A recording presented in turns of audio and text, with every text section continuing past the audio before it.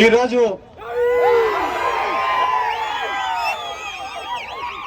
YSR Congress party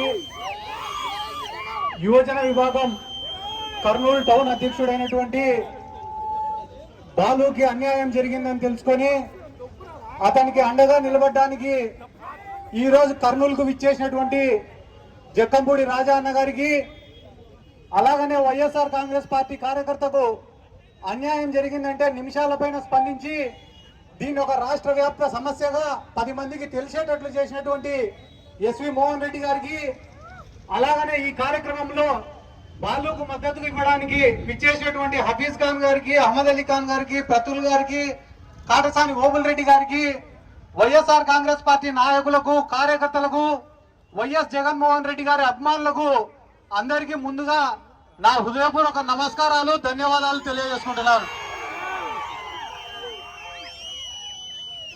బాలుకు అన్యాయం జరిగింది, పాపం ఆయన ఆత్మహత్యాయత్నం చేసినాడని తెలుసుకొని నిన్న ఆయన ఇంటికి వెళ్ళడం జరిగింది. మేము ఆయన ఇంటికి వెళ్ళిన తర్వాత అక్కడ విలేకరులు నన్ను అడిగినారు, దీనిపైన మీ స్పందన ఏముంది అని అడిగితే నేను మంత్రి గారిని అడిగినా, సార్ మీరేం సార్ అంతా ఖాళీగా ఉండారా, మీకేం పనులు లేవా, మీకు ఒక శాఖ ఇచ్చినారు కదా సార్ పని చేయమని, ఆ పనులన్నీ సాలించుకొని ఈ పిల్లోని మీద ఎందుకు పడినావు సార్, నువ్వు తప్పు కదా సార్, నీకు 10 మందికి మేలు చేసేదానికి, ఈ కర్నూలుని అభివృద్ధి చేసేదానికి మంత్రి పదవి ఇస్తే ఆ పిల్లోడి పైన పగ తీర్చుకునేదానికి నీ మంత్రి పదవిని వాడుకుంటాను కదా సార్, తప్పు సార్ అని చెప్పి నేను మీ మీడియా వాళ్ళకి చెప్పిన. చెప్తేనే ఈ టీడీపీ వాళ్ళు ఏం చేసినారు, పొద్దున్నే ఇదే సెంటర్కి వచ్చినారు. ఇదే సెంటర్కి వచ్చి ఎస్వి మోహన్ రెడ్డిని, సిద్ధార్థ రెడ్డిని అరెస్ట్ చేయాలంట. ఒరే మీరు అన్యాయంగా అరెస్ట్ చేస్తారని మేము ధర్నా చేస్తాండి. మళ్ళా వచ్చి సిద్ధార్థ రెడ్డిని అరెస్ట్ చేయాలంటాడు వాడు. ఒరే ఆ సబ్జెక్టులో నేను వేసిన మొక్కలు ఇప్పటికి చెట్లు కూడా ఉంటాయి.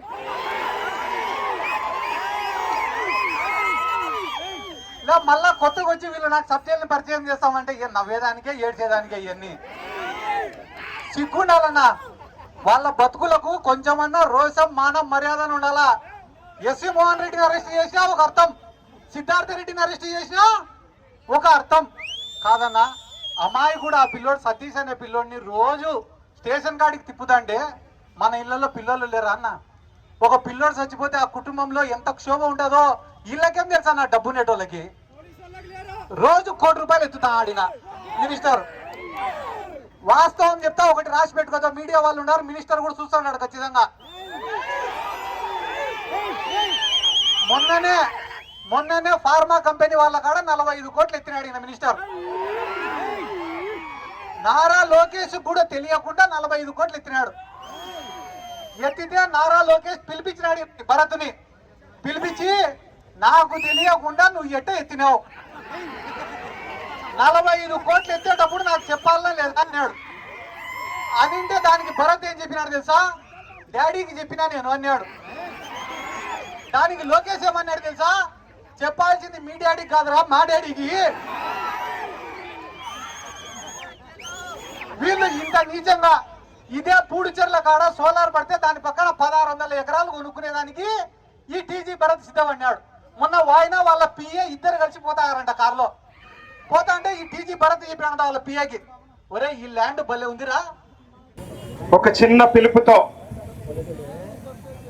ఏ వైఎస్ఆర్ కాంగ్రెస్ పార్టీ కార్యకర్త జోలికి వచ్చినా రాష్ట్రంతా కూడా వారికి తోడుగా నిలుస్తామనేటువంటి ఒక గొప్ప మెసేజ్ని పంపిన రీతిలో ఇంతగా ఎండలు మండుతూ ఉన్నప్పటికీ కూడా ఇంత పెద్ద ఎత్తున ఈవేళ వాళ్ళకి సంఘీభావం తెలియజేయడానికి ఇక్కడికి వచ్చినటువంటి వైఎస్ఆర్ కార్యకర్తలందరికీ కూడా పేరు పేరున నా యొక్క నమస్కారం. గడిచినటువంటి 2 సంవత్సరాలుగా మనం చూస్తా ఉన్నాం, ఎన్నికల్లో కుప్పలు కుప్పలుగా హామీలు ప్రజల ఓట్లని కొల్లగొట్టి అధికారంలోకి వచ్చిన తర్వాత, ముఖ్యమంత్రి పీఠంలో కూర్చున్న తర్వాత ఆ యొక్క హామీలు వదిలేసి ఎంతసేపు ఉన్నా కూడా ఏ కాంగ్రెస్ పార్టీ కార్యకర్తల మీద కేసులు పెట్టాలి, ఆర్థికంగా నష్టం కలగజేయాలి, భౌతికంగా దాడులు చేయాలి అనేటువంటి ఏకైక లక్ష్యంతో ఈ ప్రభుత్వం గాని ఈ కూటమి పార్టీలకు సంబంధించినటువంటి నాయకులు గాని పనిచేస్తా ఉన్నారనేటువంటిది మనందరికీ కూడా స్పష్టం అవుతా ఉంది. మరి గడిచినటువంటి ఈ 2 నెలల్లో పెద్ద ఎత్తున రాష్ట్ర వ్యాప్తంగా శ్రీకాకుళం నుంచి మొదలుపెట్టి ఈ రాయలసీమ ప్రాంతం వరకు కూడా వేలాది కేసులు పెట్టి లక్షల మంది మన కార్యకర్తల్ని భయభ్రాంతులకు గురి చేయడానికి అనేక రకాల కుయుక్తులు పొందారు ఈ కూటమి ప్రభుత్వంలో ఉన్నటువంటి నాయకులు. కానీ ఈవేళ ఇక్కడ ఉన్నటువంటి మన పార్టీ కార్యకర్తలందరినీ కూడా అడుగుతా ఉన్నా, ఎక్కడైనా ఏ ఒక్క కార్యకర్త అయినా వీళ్ళు పెట్టినటువంటి కేసులకి భయపడ్డారా అని చెప్పని అడుగుతా ఉన్నా. మీరు పెట్టేటటువంటి కేసులకి భయపడేటటువంటి వాళ్ళు ఎవరు లేరు అనేటువంటిది ఇప్పటికైనా స్పష్టతని తెచ్చుకోండి అని చెప్పి ఈ కూటమి నాయకులకి హెచ్చరిస్తా ఉన్నాం. ఎందుకనంటే మీరు ఏదైతే ప్రజల్లో ఈవేళ గనక వస్తే పెద్ద ఎత్తున వ్యతిరేకత ఉంది అనేటువంటి ఏకైక భయంతో ఈవేళ ఏ రకంగా వైఎస్ఆర్ కాంగ్రెస్ పార్టీ నాయకుల్ని భయపెట్టాలి, సోషల్ మీడియాలో ఎవరైనా పోస్ట్ పెడితే భయపడేటటువంటి పరిస్థితి.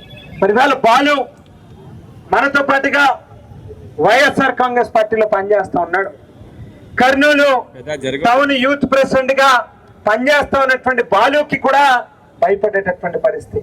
అయ్యా చంద్రబాబు గారు, మీరు వేళ బైరెడ్డి సిద్ధార్థ రెడ్డి గారిని చూసి భయపడ్డారంటే దానికి లెక్క ఉంది, లేక మోగుల్ రెడ్డిని చూసి భయపడ్డారనంటే దానికి ఒక లెక్క ఉంది. కానీ ఒక సామాన్య కార్యకర్త, ఒక బడుగు బలహీన వర్గాల నుంచి ఓ చదువుకున్నటువంటి వ్యక్తి రాజకీయాల్లోకి వస్తే ఆఖరికి బాలు లాంటి వ్యక్తిని కూడా చూసి వచ్చపోసేటటువంటి పరిస్థితుల్లో ఈ ప్రభుత్వం ఉంది అంటే అది కేవలం మీ గుండెల్లో ఏ రకంగా జగన్మోహన్ రెడ్డి గారి పట్ల భయం ఉంది అనేటువంటిది ఈ ఒక్క ఉదాహరణే చాలా స్పష్టంగా అర్థమయ్యేటటువంటి పరిస్థితి కనిపిస్తా ఉంది. ఇవాళ ఎవరైతే పోలీస్ అధికారులు కాకి చొక్కా వేసుకుని పచ్చ చొక్కా కార్యకర్తల మాదిరిగా వ్యవహరిస్తా ఉన్నటువంటి పరిస్థితులు కనిపిస్తా ఉన్నాయో వాళ్ళందరూ కూడా గుర్తుపెట్టుకోమని చెప్పి చెప్తా ఉన్నాం. ఇది ప్రజాస్వామ్యం. భారతదేశంలో డాక్టర్ బాబాసాహెబ్ అంబేద్కర్ గారు రాసినటువంటి రాజ్యాంగం నడవాలి తప్పితే లోకేష్ రాసినటువంటి రెడ్ బుక్ రాజ్యాంగాన్ని మీరు పావులుగా వారి రాజకీయాల్లో మీరు ఉపయోగపడదామని అనుకుంటే ఆ రెడ్ బుక్ రాజ్యాంగాన్ని అమలు పరిచేటటువంటి దాంట్లో మీరు కూడా భాగస్వాములు అవుతే ఖచ్చితంగా రేపన్న నాడు మాత్రం దానికి తగినటువంటి మూల్యం చెల్లించుకునేటటువంటి రోజు వస్తుంది అనేటువంటిది మాత్రం గుర్తుపెట్టుకోండి అని చెప్పి ప్రతి పోలీస్ అధికారికి కూడా చెప్తా ఉన్నాం. ఇవాళ బాలుని 4 కొట్టాం, పోలీస్ స్టేషన్ తీసుకెళ్లి 4 కేసులు అక్రమంగా బనాయించి ఇబ్బంది పెట్టామని చెప్పి ఓ పైశాచిక ఆనందం పొందొచ్చేమో. కానీ బాలుని మీరు కొట్టినటువంటి దెబ్బలు నిన్ననో మొన్ననో లేకపోతే ఈవేళ రేపటికో బహుశా ఆ దెబ్బ తాలూకా నొప్పి బాలుకి తగ్గుతుంది. కానీ రేపొకసారి మేము అధికారంలోకి వచ్చిన తర్వాత ఎవడెవడైతే కాకి చొక్కాలు వేసుకుని తెలుగుదేశం పార్టీ కార్యకర్తలుగా పొలిటికల్ ఏజెంట్గా పనిచేస్తా ఉన్నటువంటి ప్రతి నా కొడుకుకి కూడా చెప్తా ఉన్నా, దెబ్బ చావు దెబ్బలాగా ఉంటుంది అనేటువంటి విషయాన్ని మాత్రం గుర్తుపెట్టుకోమని చెప్పి చెప్తా ఉన్నాం.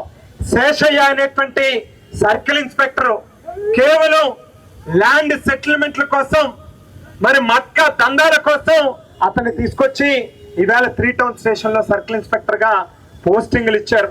పోస్టింగ్ ఇచ్చిన నాటి నుంచి ఈ రోజు దాకా కూడా సాక్షి పేపర్ కి సంబంధించినటువంటి విలేకరు మీద చేయి చేసుకోవడం దగ్గర నుంచి మొదలు పెడితే మరి నిన్న కాక మొన్న మన సతీష్ చిన్న వయసులో ఒక అమాయకుడు అతన్ని ఏ రకంగా బలిగొన్నారో పొట్టను పెట్టుకున్నారో మనం చూసాం. మరి వాటి మీద కేసులు ఉండవు, లేకపోతే ఒక మహిళా సర్కిల్ ఇన్స్పెక్టర్ మీద దాడి చేస్తే తెలుగుదేశం పార్టీ కార్యకర్తల మీద ఎంఎస్ఎంఈ డైరెక్టర్లుగా పనిచేస్తున్నటువంటి వాళ్ళ మీద కేసులు ఉండవు. కానీ ఏమీ తెలియనటువంటి ఒక అమాయకుడు వైఎస్ఆర్ కాంగ్రెస్ పార్టీ జెండా పట్టుకుంటే మాత్రం వాళ్ళ మీద సారా కేసులు పెడతారు, డ్రగ్స్ కేసులు పెడతారు, ఉన్నవి లేనివి అన్ని జోడించి ఇవాళ బాలు లాంటి వాళ్ళ మీద ఏ రకంగా భయపెట్టాలనేటువంటి ప్రయత్నం చేస్తారు. అయితే శేషయ్య అనేటువంటి సర్కిల్ ఇన్స్పెక్టర్ బహుశా ఎక్కడ ఏదో మూల ఉండి ఒక చువేసి వింటా ఉంటాడు. అతనికి చెప్తా ఉన్నాం, 2029లో వైఎస్ఆర్ కాంగ్రెస్ పార్టీ జెండా ఎగరడం అనేటువంటిది 100% జరుగుతుంది. 5 ఏళ్ల కాలం నీ ఒంటి మీద కాకి చొక్కా ఉంటే ఒట్టు అని చెప్పి ఇవాళ చెప్తా ఉన్నాం. వచ్చే 5 ఏళ్ళు కూడా